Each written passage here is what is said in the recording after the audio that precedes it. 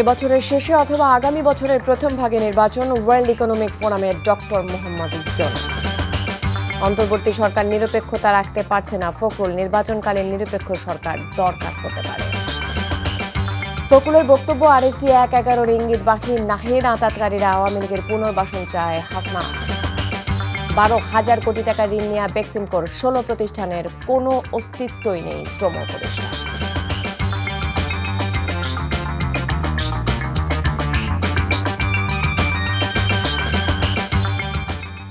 আসসালামু আলাইকুম, তাসরিমা নাহিদ আমন্ত্রণ জানাচ্ছি এনটিভির সকালের খবরে। ক্রাউন সিমেন্ট শিরোনাম দেখছিলেন, জানাবো পুরো খবর। প্রধান উপদেষ্টা ডক্টর মোহাম্মদ ইউনূস বলেছেন, বিচার ব্যবস্থাকে অস্ত্র হিসেবে ব্যবহার করে গত ১৫ বছরে ভুয়া বিচারের নামে অনেকের ফাঁসি ও জেল দেয়া হয়েছে, গুম করা হয়েছে হাজার হাজার মানুষকে। ওয়ার্ল্ড ইকোনমিক ফোরামের বিশেষ অধিবেশনে তিনি আবারও জানান, রাজনৈতিক দলগুলোর ঐকমত্যের ভিত্তিতে সংস্কার সাপেক্ষে আগামী নির্বাচন হবে এবছরের শেষে অথবা আগামী বছরের প্রথম ৬ মাসের মধ্যে। সুইজারল্যান্ডের দাভোসে ওয়ার্ল্ড ইকোনমিক ফোরামের বার্ষিক সভার সাইডলাইনে বৃহস্পতিবার নানা কর্মসূচিতে ব্যস্ত সময় কাটিয়েছেন প্রধান উপদেষ্টা। আরও জানাচ্ছেন মুকসিমুল হাসান। ওয়ার্ল্ড ইকোনমিক ফোরামের বিশেষ অধিবেশনে সংস্থাটির চেয়ারম্যান অধ্যাপক ক্লাউস শোয়েবের সাথে বাংলাদেশ এবং আন্তর্জাতিক নানা বিষয় নিয়ে কথা বলেন শান্তিতে নোবেলজয়ী অর্থনীতিবিদ, অন্তর্বর্তীকালীন সরকারের প্রধান উপদেষ্টা অধ্যাপক ডক্টর মোহাম্মদ ইউনূস।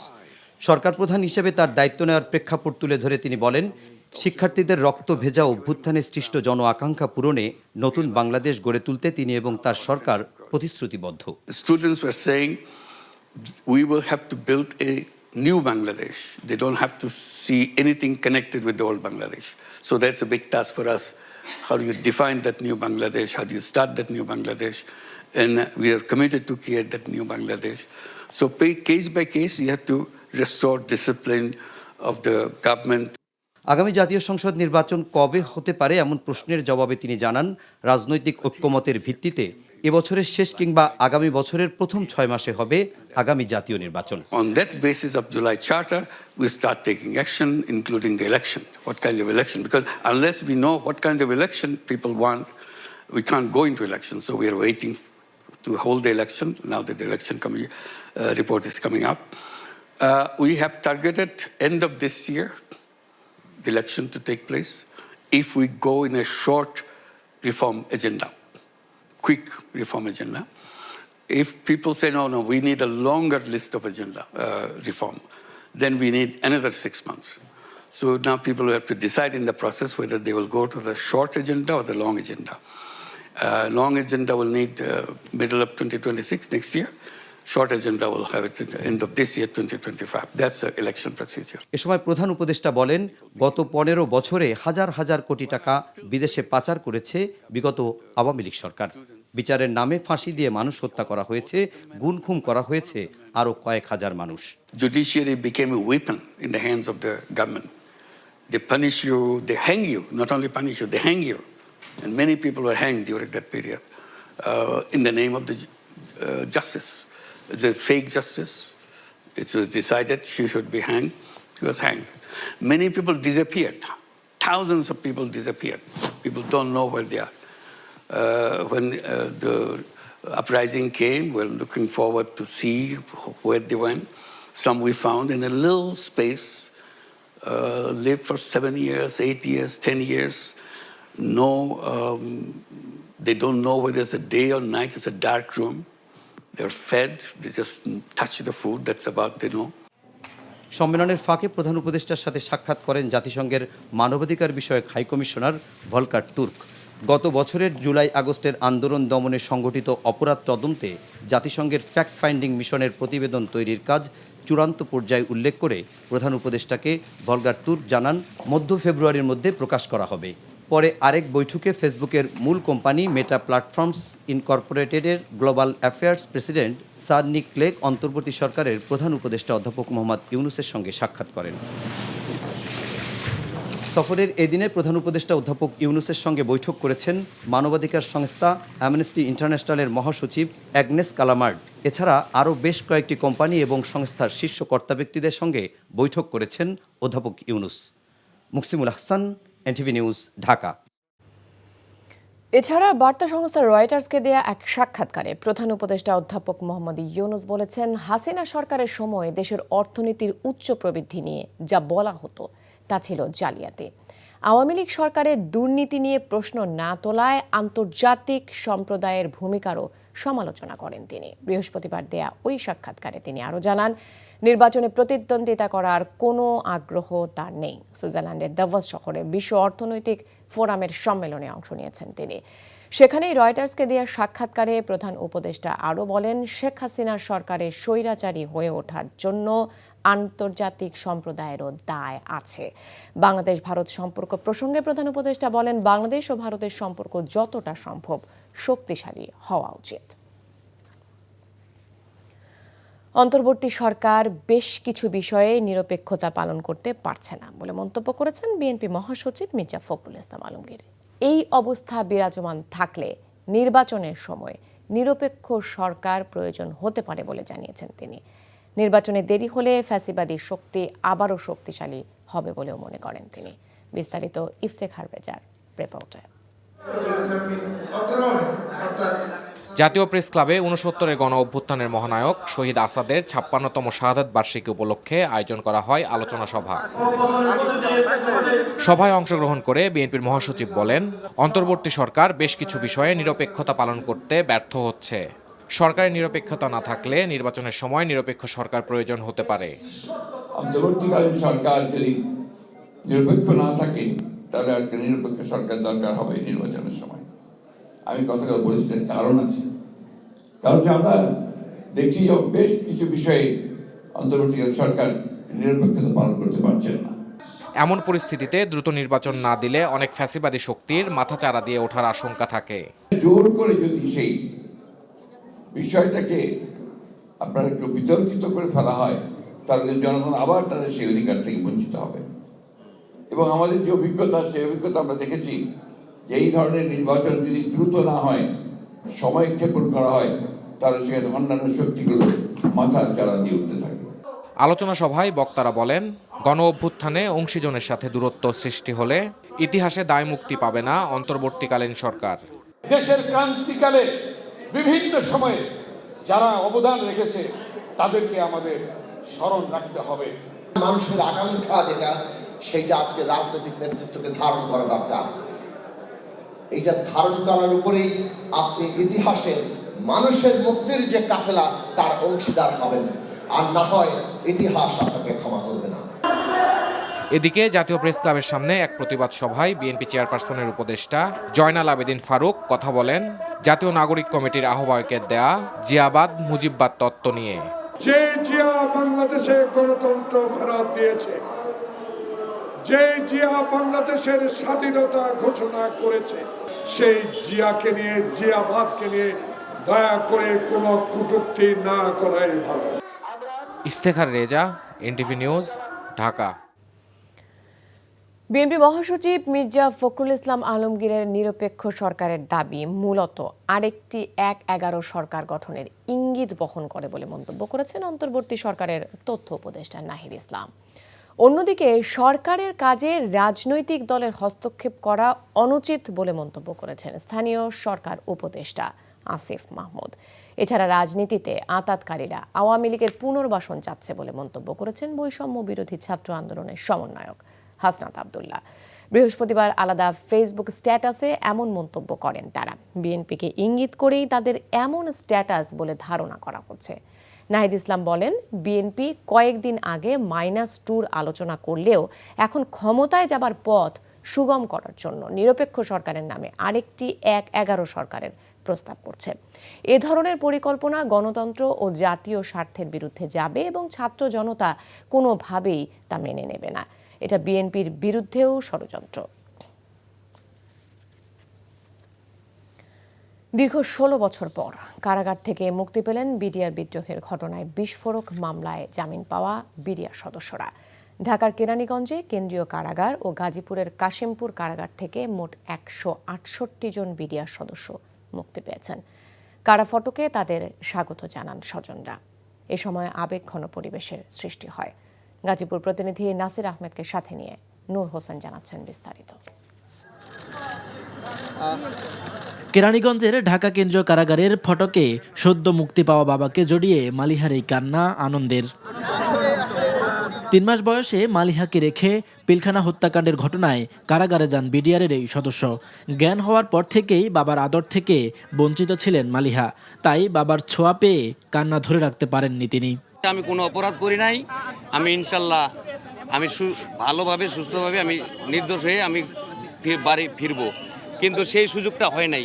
মালিহার মতোই আবেগ আপ্লুত ছিলেন বিস্ফোরক আইনের মামলায় জামিন পেয়ে মুক্তি পাওয়া বিডিআর সদস্যের পরিবারের সদস্যরা। খুব আনন্দ, আল্লাহর কাছে লাখ শুকরিয়া, দেশের মানুষের কাছে। আবেগের কথা ভেবে বলতে পারতেছি না, কথা বলার ভাষা এক প্রকারে হারিয়ে ফেলছি।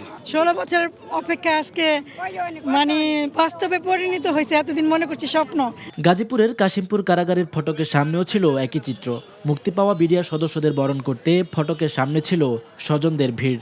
আমার পরিবারের সাথে অনেক কিছু হারাই ফেলছি, আমার বাবা হারাচ্ছি, মাকে হারাচ্ছি। আর 16 বছর পরে আজকে আমি মুক্তির আলো দেখতে পারলাম। এই অনুভূতি বলে বোঝানোর মতো না। 17 বছর পর আমার বাবা আসতেছে।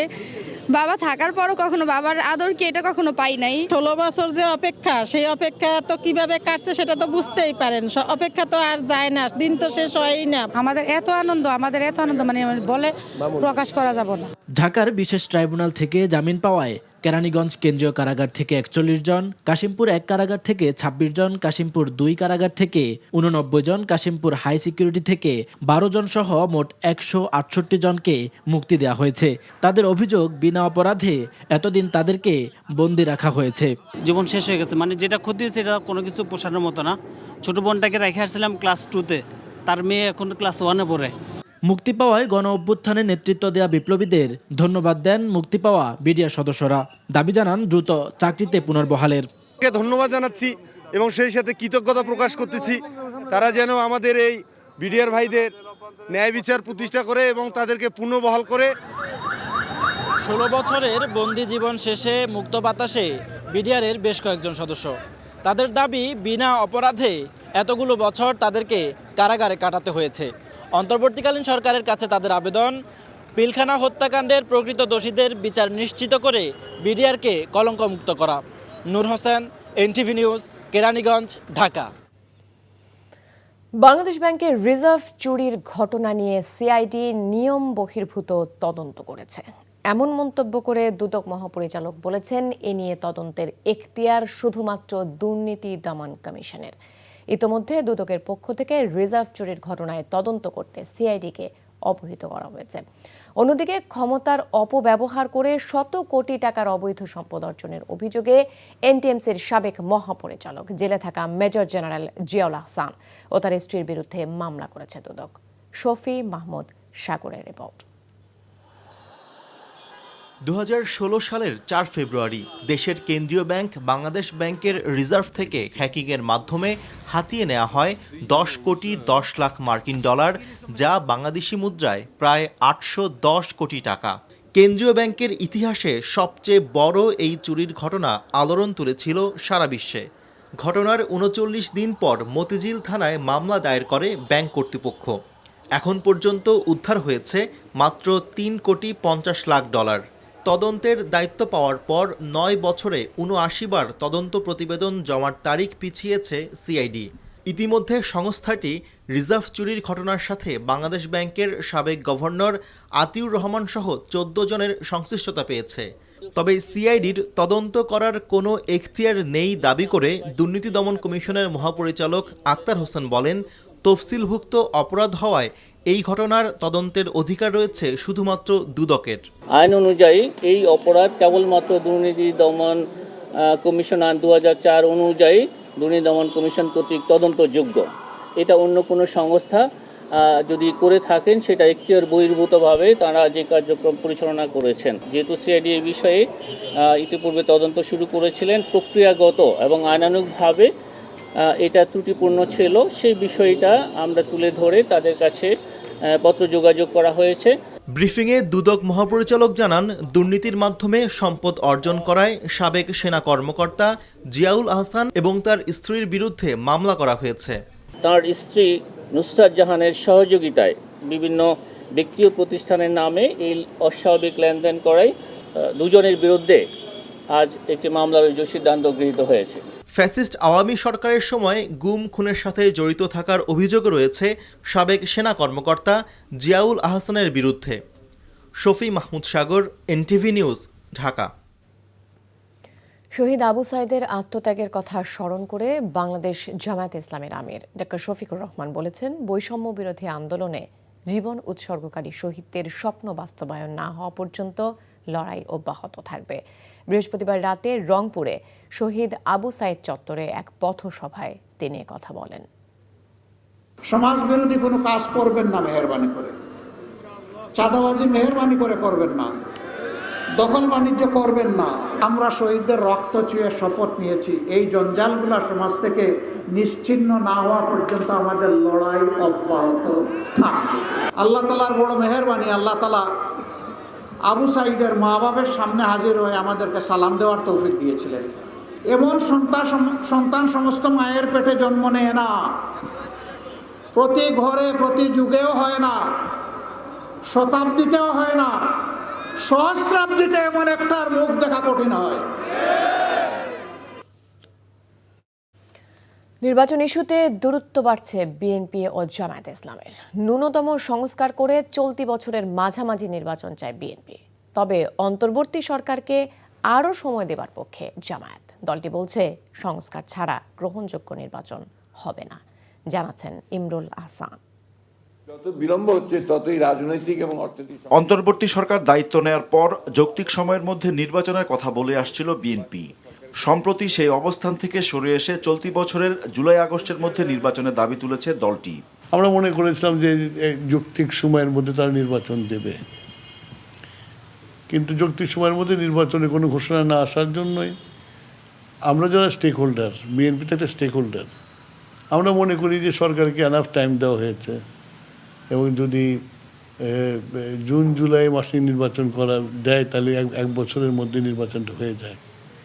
সেই জন্য আমরা এই দাবিটা করেছি। সংস্কার বলে ইলেকশনকে প্রলম্বিত করা ঠিক হবে না। কোনটার ভিত্তিতে বলছেন যে নির্বাচন প্রলম্বিত করার লক্ষণ মনে হচ্ছে? তোমার এটা হইতে পারে, হবে তো বলে নাই, তাহলে কি দাঁড়াইতেছে? তবে তাদের সাথে একমত নয় জামায়াতে ইসলামী। সংস্কার অসম্পূর্ণ রেখে তাড়াহুড়া করে নির্বাচনের বিপক্ষে তারা। 15টা বছর আমরা একটা নিরপেক্ষ নির্বাচনের জন্য যদি অপেক্ষা করতে পেরে থাকি, তাহলে 2-3-4 মাস আগে হলো কি পরে হলো, that is not matter. Important হচ্ছে ইলেকশনটা ফেয়ার হচ্ছে কিনা। আমি আপনাকে 4 বছর সময় দিলাম, বাট ইলেকশন যা তাই হলো, তো আমার এই সময় দিয়ে এই রক্তদান কোনো কাজে আসবে না। এজন্য আমাদের কাছে টাইম ফ্যাক্টর নয়, ফ্যাক্টর হচ্ছে যে নিরপেক্ষ নির্বাচনের জন্য প্রয়োজনীয় সংস্কারটা কখন হচ্ছে, দ্যাট ইজ ইম্পর্ট্যান্ট। অন্তর্বর্তীকালীন সরকারকে তো আমরা খুব লং রানে বলবো না যে আপনি 5-6 বছর থেকে সব কিছু করে দিয়ে যান। ওনারা তো এসছেন জনগণের নির্বাচিত প্রতিনিধির কাছে ক্ষমতা হস্তান্তর করার জন্য, সেখানে যতটুকু সময় লাগবে আমরা অতটুকু সময় তো দিব। সংস্কার এবং সংস্কারের সময়সীমা নিয়েও ভিন্ন মত রয়েছে দুই দলের। কেবলমাত্র নির্বাচন কেন্দ্রিক সংস্কারের পক্ষে বিএনপি, আর সংস্কারের জন্য অন্তর্বর্তী সরকারকে আরও কিছুটা সময় দিতে চায় জামায়াত। ইলেকশন কেন্দ্রিক সংস্কারগুলো করলেই তো হয়ে যায়। শাসনতান্ত্রিক সংস্কার, তারপরে অন্যান্য সংস্কার, প্রশাসনিক সংস্কার, এগুলো পার্লামেন্ট লাগবে, ডিবেট হবে, ডিবেট হয়ে সিদ্ধান্ত হবে। ঠিক আছে, রিপোর্ট দিয়েছে, আমরা রিপোর্ট সম্বন্ধে আমাদের মন্তব্য দিচ্ছে, আমাদের নেতারা দিচ্ছে। এখন একটা নির্বাচিত পার্লামেন্ট হলে সেই পার্লামেন্টে বসে এগুলো আলোচনা করে যদি গ্রহণযোগ্য হয় গ্রহণ করা হবে। ইলেকশন সিস্টেমের রিফর্ম, তারপরে আপনার পুলিশ অ্যাডমিনিস্ট্রেশনের রিফর্ম, জুডিশিয়ারি রিফর্ম, কনস্টিটিউশনের কিছু রিফর্ম প্রয়োজন হবে, ইভেন আমাদের সিভিল অ্যাডমিনিস্ট্রেশনের কিছু রিফর্ম প্রয়োজন হবে। অন্তত 6-7টা অর্গান রাষ্ট্রের বা বিভাগের সংস্কার ছাড়া যা এখন আছে সেটআপ, এভাবে ইলেকশন হলে নির্বাচন নিরপেক্ষ হবে না। আগামী 6 মাসের মধ্যে নির্বাচনের সাথে সংশ্লিষ্ট বিভাগগুলোর সংস্কার তারা শেষ করতে পারে, তারপর তারা একটা নির্বাচনের রোডম্যাপ ঘোষণা দিয়ে নির্বাচনের দিনক্ষণ ঘোষণা দিতে পারে। এখন একটা প্রশ্ন হচ্ছে সেটা কত, সেটা আমি হয়তো দিন, মাস, ঘন্টা বেঁধে দিলাম না। That is up to government, যে কোন সময়ের মধ্যে সে সংস্কার কাজটা শেষ করতে পারবে। জুলাই আগস্টের গণহত্যার বিচার চায় বিএনপি জামায়াত দুই দলেই। তবে আওয়ামী লীগ নির্বাচন করতে পারবে কিনা তা জনগণই সিদ্ধান্ত নেবে বলে মন্তব্য করেন দুই দলের সিনিয়র এই দুই নেতা। Imrul Ahsan, NTV News, Dhaka.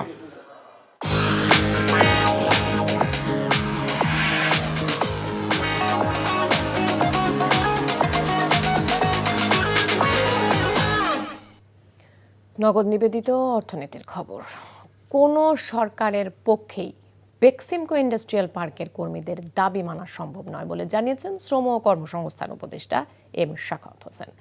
কর্মীদের ন্যায্য সুবিধা দিতে সরকার অঙ্গীকারাবদ্ধ, তবে ভাঙচুরের সাথে জড়িতদের বিরুদ্ধে কঠোর ব্যবস্থা নেবারও হুঁশিয়ারি দেন তিনি। বৃহস্পতিবার বিকেলে সচিবালয়ে আয়োজিত সংবাদ সম্মেলনে এসব কথা বলেন উপদেষ্টা। এর আগে অপর এক সংবাদ সম্মেলন করে কারখানা খুলে দিতে সরকারের প্রতি আহ্বান জানান বেক্সিমকো লিমিটেডের কর্মকর্তারা। রিপোর্টে জানাচ্ছেন রুকনউদ্দিন। অন্তর্বর্তী সরকার দায়িত্ব নেবার কিছুদিন পরেই অসন্তোষ শুরু হয় বেশ কিছু তৈরি পোশাক কারখানায়। মাসখানেক ধরে পরিস্থিতি কিছুটা স্বাভাবিক। হঠাৎ করেই বুধবার রাস্তায় নেমে যানবাহন এমনকি কারখানায় ভাঙচুর চালান বেক্সিমকো ইন্ডাস্ট্রিয়াল পার্কের বিভিন্ন কারখানার কর্মীরা। বৃহস্পতিবার সকালে রাজধানীর একটি মিলনায়তনে সংবাদ সম্মেলন করে কারখানা খুলে তাদের দায়িত্ব দিতে সরকারের প্রতি আহ্বান জানান বেক্সিমকোর কয়েকটি কারখানার কর্মকর্তারা। অবিলম্বে লে অফ প্রত্যাহার করে আমাদের কারখানা খুলে দিতে হবে। আর বিকেলে সচিবালয়ে সংবাদ সম্মেলন করে তাদের এমন আহ্বান নাকচ করে দেন শ্রম উপদেষ্টা। 5 মাস আগে কোথায় ছিল ওরা? যখন এটা শুরু হয়েছিল তখন তারা কেন আসলো না? বেতন দিতে পারেনি। যারা বেতন দিলে সরকার বেতন দিয়ে তাদেরকে রেখেছে ফর লাস্ট 5 মান্থস। বলেন গেল 5 মাস ধরে ব্যাংক ও অর্থ বিভাগের মাধ্যমে মাসে 50 কোটি টাকার ওপর কর্মীদের বেতন পরিশোধ করা হচ্ছে। হঠাৎ গতকালকে বা তার আগের দিন তারা একটা সমাবেশ করে বলছে যে তাদের কাছে 3টা দাবি, এবং যেই দাবিগুলো আমার মনে হয় যে কোনো সরকারের পক্ষে মিটা সম্ভব নয়। যারা নেতৃত্ব দিচ্ছেন এটার টোটালি ইররেসপন্সিবল একটা কাজ করেছেন এবং দেশবাসীর জন্য একটা বড় সংকটের সৃষ্টি করতে যাচ্ছেন বা করছেন। আগেই বলে রাখি যে দিস উইল নট গো আনপানিশড যারা এই ভ্যান্ডালিজম করেছে। বেক্সিমকো ইন্ডাস্ট্রিয়াল পার্কে 32টি কারখানা থাকার কথা বলা হলেও 16টির অস্তিত্ব নেই বলে জানানো হয় সংবাদ সম্মেলনে। কিন্তু এর বিপরীতে নেওয়া হয়েছে 40,000 কোটি টাকারও বেশি ঋণ। 16টি ফ্যাক্টরি যার অস্তিত্ব নেই তার বিপরীতে 12,000 কোটি টাকা ঋণ গ্রহণ করা হয়েছে। বেক্সিমকো লিমিটেডের মোট ব্যাংক ঋণ আজকে প্রায় 40,000 কোটি টাকারও বেশি। ম্যানেজমেন্ট অর্থাৎ মালিকরা এই অর্থ কোথায় নিয়ে গেছেন এটা আমরা এখনো বলতে পারবো না, বাট এই টাকা মনে করা হয় যে দেশের মধ্যে নেই, থাকলে হয়তো আমরা জানতে পারতাম। কর্মীদের কথা মাথায় রেখেই সরকার কারখানাগুলো চালু রাখার সর্বোচ্চ চেষ্টা করছে বলে জানান বাণিজ্য উপদেষ্টা। বলেন এখনও প্রতিষ্ঠানটির 7,500 কোটি টাকার চলতি সম্পদ আছে। এই মুহূর্তে 7,500 কোটি টাকার চলতি সম্পদ আছে। একটা প্রতিষ্ঠানে যদি 7,500 কোটি টাকা চলতি সম্পদ থাকে, তার 60 কোটি টাকা বেতন দেওয়া তো একটা সেকেন্ডের ব্যাপার। রুকনউদ্দিন, এনটিভি নিউজ, ঢাকা।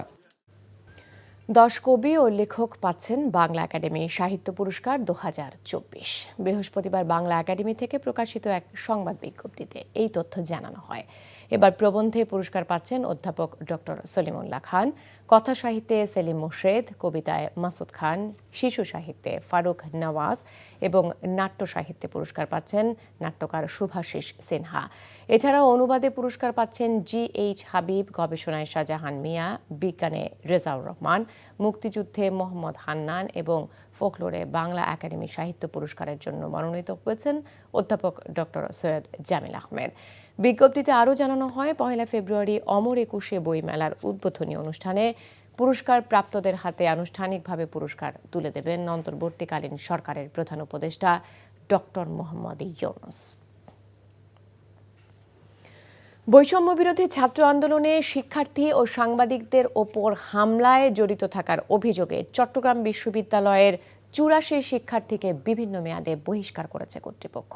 বিষয়টি নিশ্চিত করেছেন উপাচার্য অধ্যাপক ডক্টর কামাল উদ্দিন। তিনি জানান, প্রাথমিকভাবে যাদের বিষয়ে প্রমাণ পাওয়া গেছে তাদেরকে বহিষ্কার করা হয়েছে। ভুক্তভোগীদের অভিযোগ এবং ভিডিও ফুটেজ দেখে বিশ্ববিদ্যালয় প্রশাসন গঠিত কমিটি এই সিদ্ধান্ত নেয়।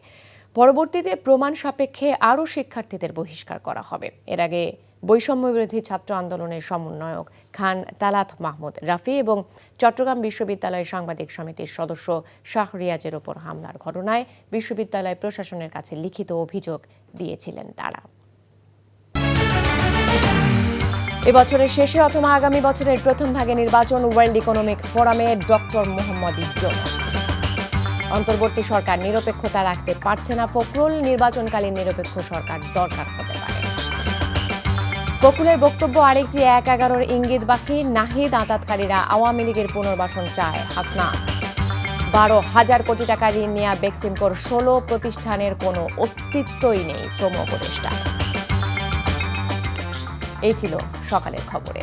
এই খবরের ভিডিও সহ আপডেট জানতে ভিজিট করুন এনটিভি অনলাইন www.ntvbd.com। এছাড়াও এনটিভির জনপ্রিয় সব অনুষ্ঠান ও খবরের আপডেট জানতে ভিজিট করুন আমাদের ইউটিউব ও ভেরিফাইড ফেসবুক পেজে। এতক্ষণ সাথে থাকার জন্য ধন্যবাদ সবাইকে।